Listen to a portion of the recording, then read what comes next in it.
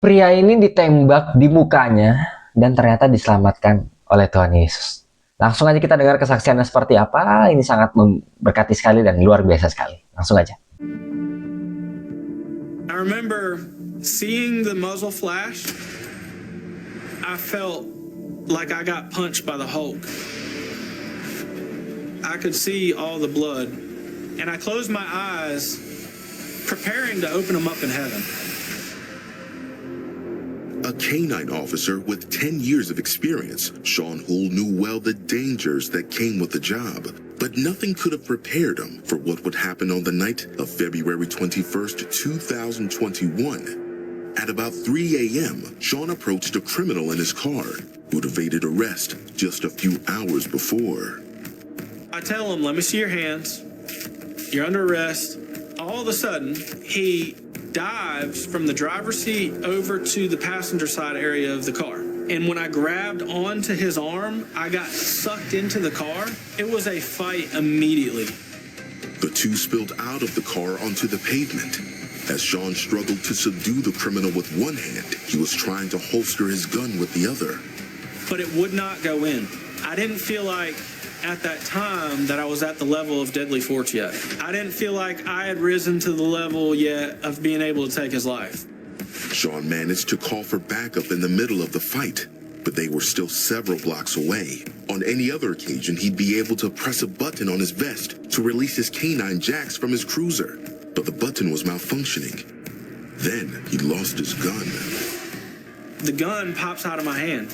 We make eye contact. And he dives, and I see his hand hit the gun. It lines up perfect with my face. I knew that I'd been hit in the face, and I knew that it was bad enough that I had bone and blood coming out. Now, I was a saved Christian. I was mentally preparing myself to leave this side of life and be at heaven's gates. But something happened, though. When I closed my eyes, I saw my wife and my 2 kids, and I saw them as real as anything I'm looking at right now in front of me. I literally felt like I could reach out and I could touch them. It was like when I saw that this desire to fight, this thing just came over me. The only way I know how to describe it is it was supernatural. Sean opened his eyes to see the man with his gun aimed at his head. He jumped up, swinging out his arm at the moment it fired, shooting his hand. I had just fallen back to the ground, and I get on the radio for the final time. And that's when I say, help, I'm dying. And I remember I could see on the street flashing blue and red lights coming down the road. So I knew they were showing up. I knew my help was finally there.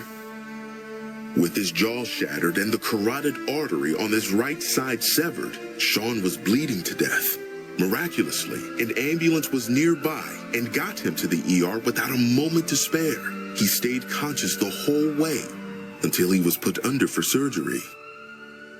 The Lord put each and every piece of this puzzle together. He put every person, every piece of equipment, everything exactly where it needed to be to allow me to live that night.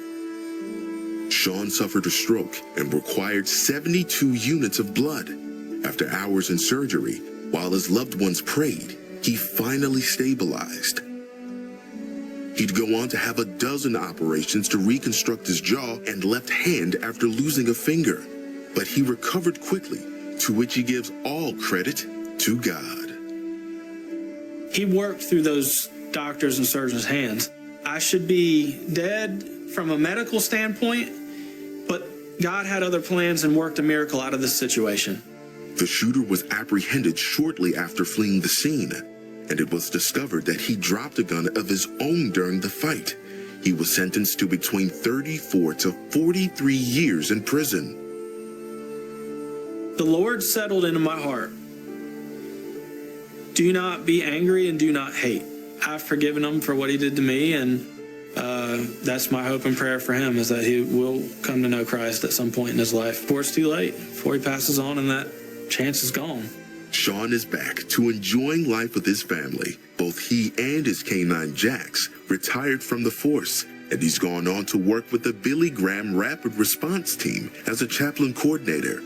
He now shares his story of survival at public speaking events, looking to inspire others and encourage them to put their faith in Jesus Christ.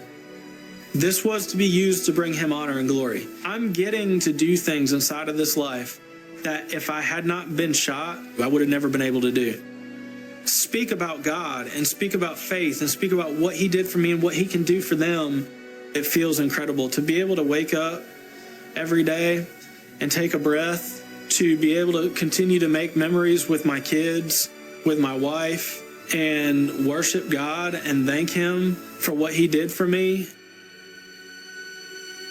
Masa sih habis dengar kesaksian seperti ini kita nggak bersyukur ya? Kita kan nggak perlu sampai ditembak dulu di muka, nggak perlu ditembak di tangan sampai kehilangan satu jari, baru kita mau bilang kita bersyukur kan? Kalau kita di posisi dia, mungkin kita udah kecewa sama Tuhan. Tuhan mana sih, kan gue udah percaya, kan gue udah pelayanan misalnya, kan gue udah kasih semuanya buat Tuhan, gue baca Alkitab tiap hari, kenapa malah ngalamin kayak gini? Dia enggak loh. Kalau kita ngelakuin yang tadi gue bilang, itu tuh transaksional banget, kita nggak tulus ngelakuin, kita mau lakuin itu, kita misalnya pelayanan, karena kita mau diberkatin, kita tuh cuma mau berkatnya, kita cuma mau perlindungannya, kita jadikan Tuhan tuh kayak Santa Claus, tempat kita untuk minta-minta, security, tempat kita cari keamanan. Tapi kan Tuhan lebih dari itu semua ya. Yesaya 55 ayat 8-9, sebab rancanganku, ini Tuhan yang ngomong, bukanlah rancanganmu, jalanmu bukanlah jalanku, demikianlah firman Tuhan, seperti tingginya langit dari bumi, demikianlah tingginya jalanku dari jalanmu, dan rancanganku dari rancanganmu. Rancangan Tuhan itu yang terbaik. Kita percaya ini nggak? Kalau percaya, nggak usah protes. Kalau ada banyak hal terjadi dalam hidup kita yang mungkin nggak enak, nggak usah protes. Mungkin itu part dari kita dididik sama Tuhan. Sama kayak di sekolah, perlu ada ujian biar bisa naik kelas. Sama dalam hidup juga mungkin perlu ada ujian biar bisa naik level. Biar bisa makin serupa dengan Kristus. Kan ada lagunya, aku bejananya Tuhan, mau dibentuk selalu. Aku mau sepertimu Yesus, disempurnakan selalu. Untuk jadi seperti dia, seperti ya, bukan jadi Tuhan ya, tapi jadi seperti dia, karena dia udah kasih teladan sama kita. Ya butuh proses, nggak bisa instan malam ini langsung jadi, enggak. Butuh proses, dan proses itu memang hard times, waktu-waktu yang sulit. Biar kita belajar di sana, didewasakan di sana. Tanpa masalah, tanpa proses, kita nggak bisa jadi dewasa. Nggak bisa. Dan sekali lagi kita balik ke kesaksian ini, betapa bersyukurnya kita. Harusnya. Dan mungkin kita sadar betapa tidak bersyukurnya kita sekarang. Yuk syukuri berkat Tuhan, bangun di pagi hari, di siang hari, di sore hari, di malam hari. Ada Tuhan di sana menyertai kita selalu, Dia Allah yang Immanuel. Mungkin di titik terendahmu, Dia hadir di sana. Jangan menyerah, karena Tuhan belum menyerah dalam hidupmu. Itu aja untuk video kali ini, semoga memberkati. Tolong di like, di share, di subscribe, di komen juga kalau kalian dapetin sesuatu. Itu aja, God bless you.